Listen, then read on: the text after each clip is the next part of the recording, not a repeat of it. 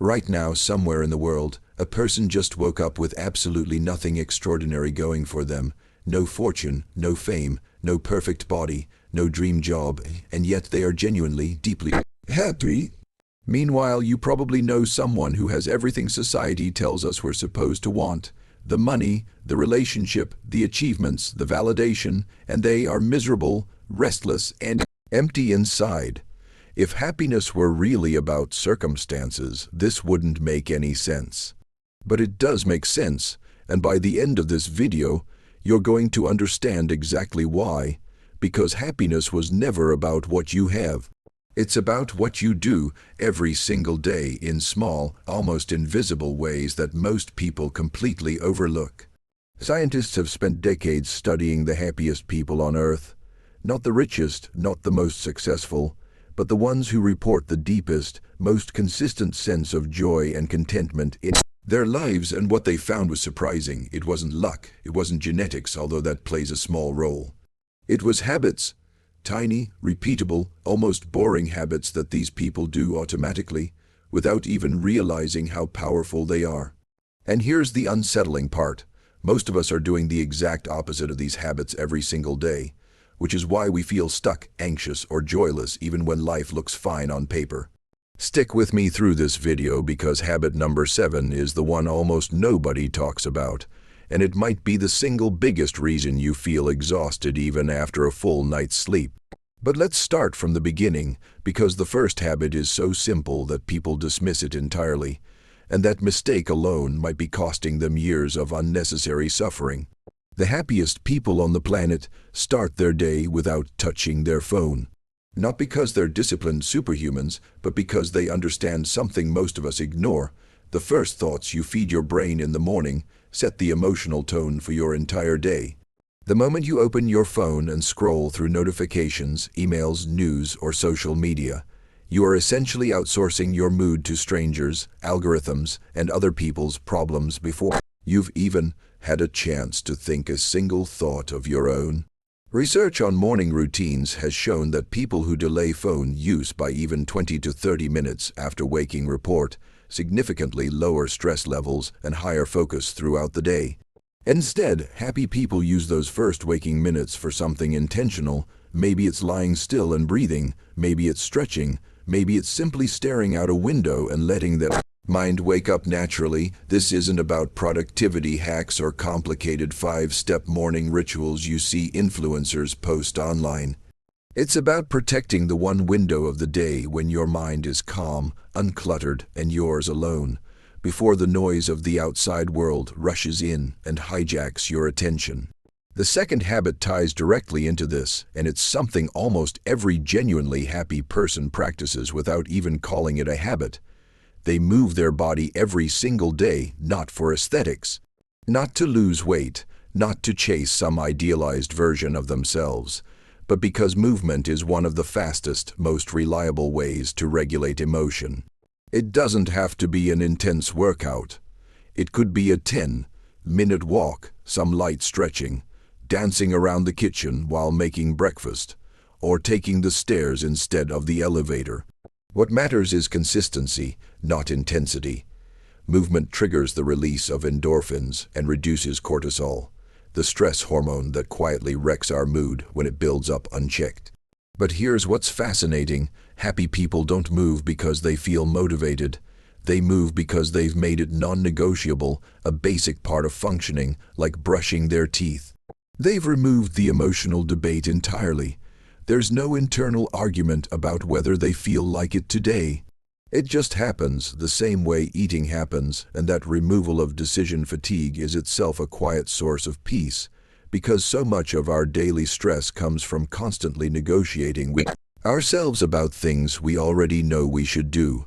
The third habit is where things start to get a little deeper, and this is where most people go wrong without even realizing it.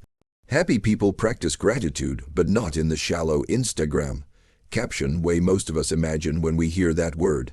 They don't just think I'm grateful for my family and move on. They get specific.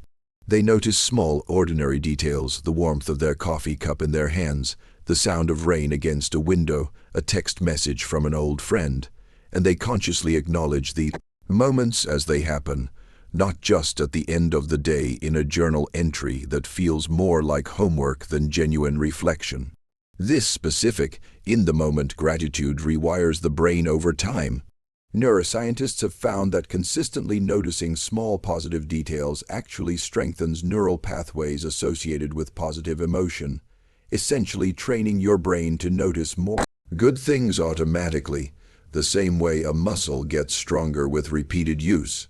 Most people wait for something big to be grateful for: a promotion, a vacation, a milestone, but happy people have trained themselves to find small evidence of goodness constantly, all around them, in the most mundane parts of daily life.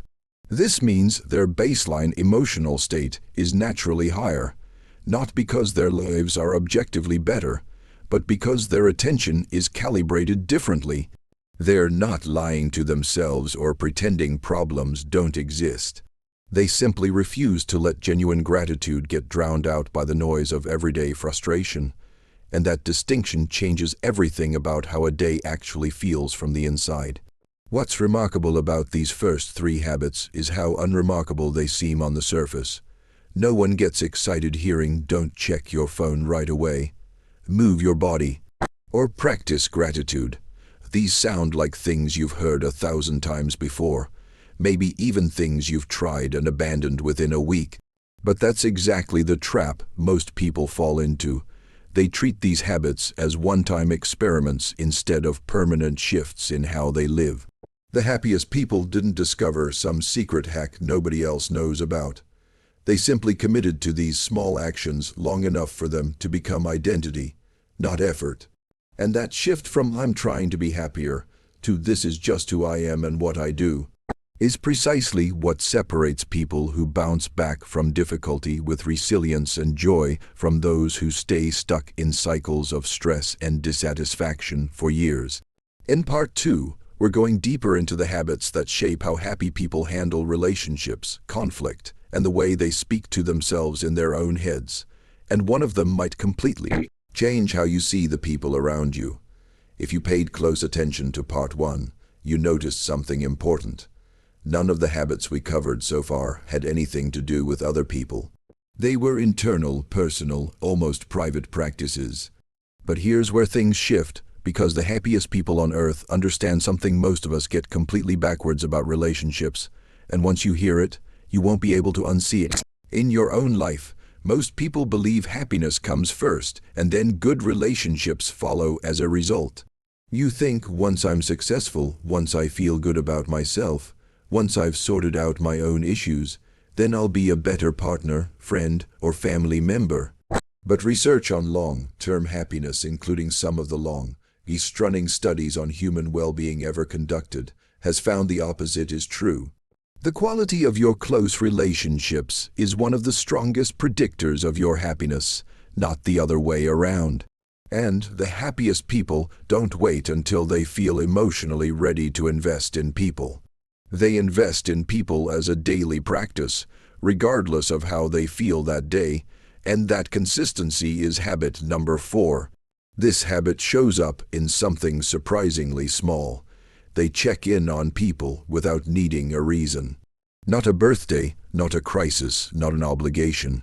Just a random Tuesday text asking how someone's day is going, or a phone call with no agenda other than genuine curiosity about another person's life. Most of us only reach out when we need something, or when social convention demands it. Happy people flip this script entirely. They treat relationship maintenance the same way they treat brushing their teeth, a small daily deposit into an account that pays out enormous emotional dividends later. Psychologists call this relational investment. And what's fascinating is that the people who do this aren't necessarily more extroverted or socially gifted than everyone else. Some of the happiest people studied were introverts who preferred quiet one-on-one connection over large social gatherings. What united them wasn't personality type, but intention.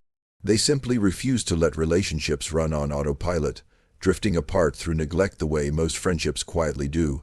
Until one day you realize you haven't spoken to someone you once considered close in over a year. and neither of you can quite explain how that happened. The fifth habit is where things get uncomfortable for a lot of people because it directly contradicts something we've been taught our entire lives. Happy people set boundaries without guilt. We live in a culture that quietly rewards self-sacrifice and punishes self-protection. Say yes to everything, don't disappoint anyone, be endlessly available, and you'll be seen as a good person. But the happiest people have learned, often the hard way, that constantly saying yes to everyone else's demands is a direct path to resentment, exhaustion, and eventually a quiet kind of bitterness that poisons even the relationships you are trying so hard to protect. They say no to things that drain them without over-explaining or apologizing 5 times in the process. They leave conversations that turn toxic. They protect their time the same way they'd protect their physical safety, because they understand something crucial. Every yes to something that doesn't serve you is secretly a no to something that does. Your peace, your energy, your ability to show up fully for the people and things that actually matter. This isn't about becoming cold or selfish. In fact, the happiest people tend to be remarkably generous and warm. But their generosity comes from abundance, not obligation, because they've protected their own emotional reserves well enough to have something real left to give. Habit number 6 is deeply connected to this, and it might be the most quietly radical thing on this entire list. Happy people have made peace with not being liked by everyone. This sounds obvious when you hear it, but very few people actually live it. Think about how much of your own mental energy goes into wondering what someone thought of something you said, replaying a conversation from 3 days ago, worrying about a text that hasn't been answered yet, or reshaping your personality slightly depending on who's in the room. This constant self-monitoring is exhausting, and it's also, according to psychological research on well-being, one of the biggest silent drains on daily happiness. The people who report the highest life satisfaction aren't the ones who are universally beloved. They're the ones who have simply stopped needing to be. They understand a basic mathematical truth about human relationships. Not everyone will like you, no matter how kind, talented, or genuine you are. And trying to control that outcome is like trying to control the weather, so they redirect that energy somewhere useful. Instead of asking, does everyone like me? They ask, am I being someone I actually respect? Which is a completely different question with a completely different emotional outcome. This single shift alone, once truly internalized, removes an enormous, invisible weight that most people carry every single day without even realizing it's there, mistaking that heaviness for just how life feels. What's striking about habits 4, 5, and 6 together is that they all involve a kind of quiet courage. Reaching out first risks rejection. Setting boundaries risks disappointing someone. Accepting you won't be universally liked risks confronting a fear most of us spend our whole lives avoiding. The happiest people aren't happy because they've avoided discomfort. They're happy because they've walked directly into these specific, small discomforts over and over, until they no longer feel threatening. And that brings us to something even more surprising, something that happens entirely inside their own heads, with no other person involved at all. A habit so overlooked that most people don't even realize it's something you can actively practice, let alone something that might be quietly running their entire emotional life in the background. In part 3, we're going inside the mind itself, into the exact way happy people think when things go wrong. And habit number 7 is the one I mentioned at the very beginning, the one that might explain why you feel tired even when you've done nothing physically exhausting all day.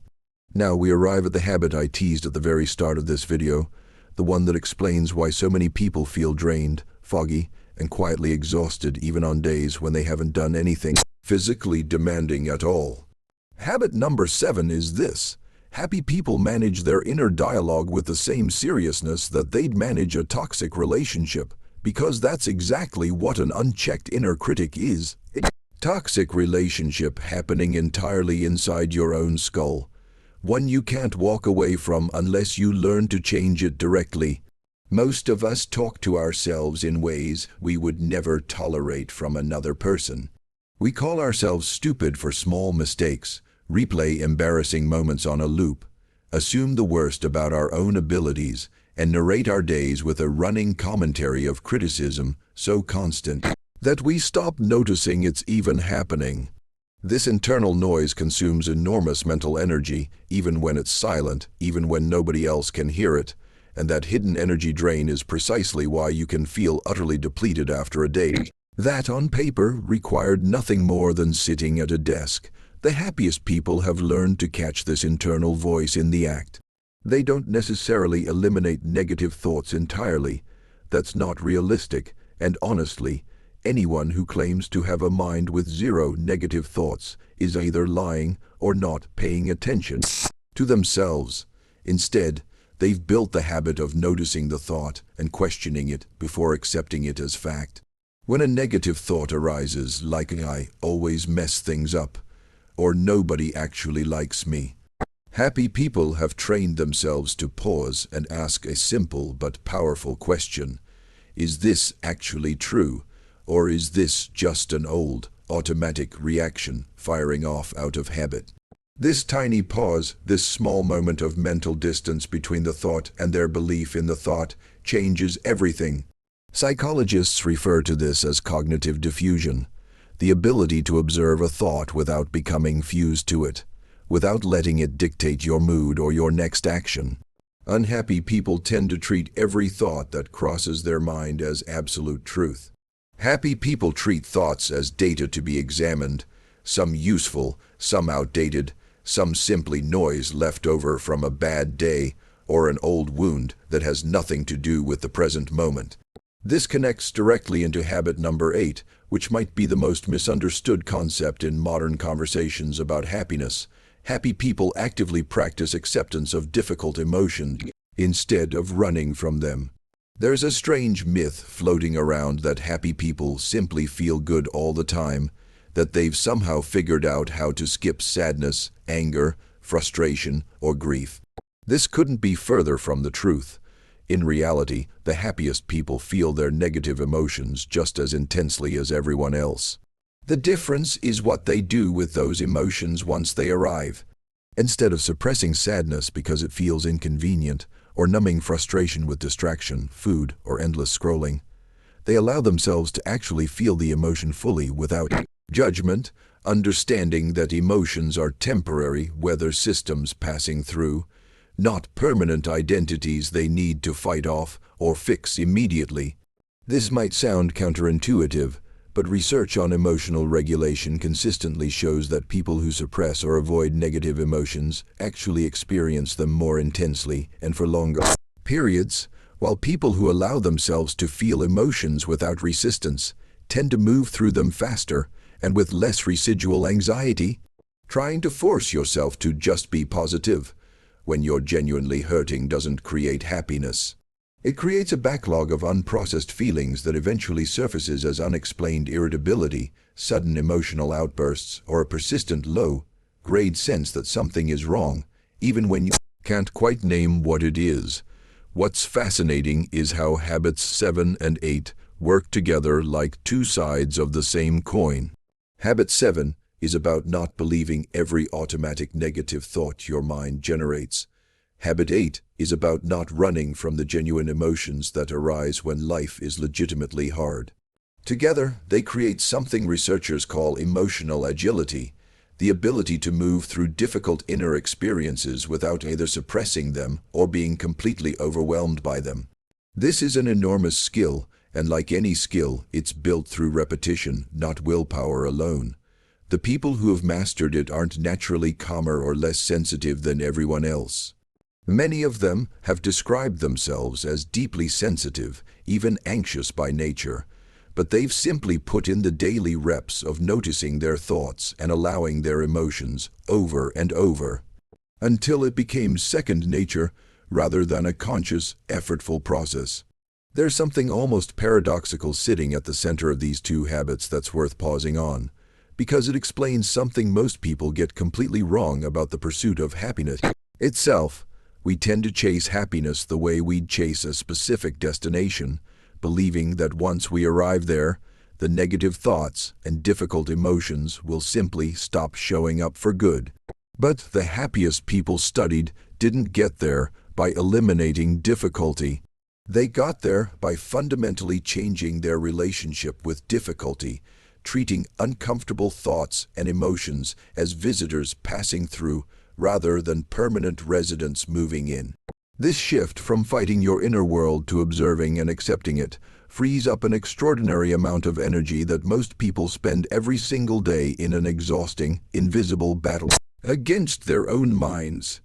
And once that energy is freed up, it becomes available for something else entirely, something that ties every single habit we've discussed together into one final, unifying practice that determines, more than anything else on this list, whether a person wakes up each morning feeling genuinely alive or simply going through the motions. That final habit is what we're covering in part 4, the piece that brings this entire puzzle together, so stay with me for the ending, because this last one might be the most important thing you hear in this entire video. We've arrived at the final piece of this puzzle, and I want to be honest with you about something before we get into it. Habit number 9 isn't flashy. It won't sound like a revelation the first time you hear it, but I've saved it for last because it's actually the thread that ties every single habit we've talked about together, the underlying current running beneath the phone, free mornings, the movement, the specific gratitude, the relational investment, the boundaries, the peace with not being universally liked, the questioning of automatic thoughts, and the acceptance of difficult emotions. Habit number 9 is this: happy people live according to their own defined values instead of chasing external markers of success that were handed to them by other people. This is the quiet engine running underneath everything else.